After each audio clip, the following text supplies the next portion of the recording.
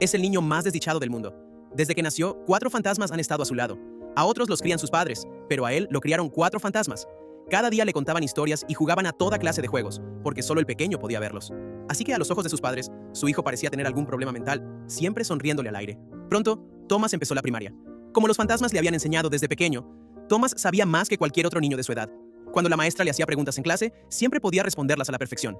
Poco a poco, Thomas empezó a darse cuenta de que esas 4 personas a su alrededor eran los fantasmas de los que hablaban los libros de texto. ¿El único niño que conozco que tiene amigos invisibles como ustedes?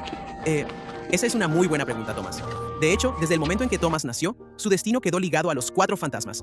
Hace 10 años, los padres de Thomas iban a toda prisa al hospital para el parto. Un autobús que venía de frente chocó contra ellos. La madre dio a luz,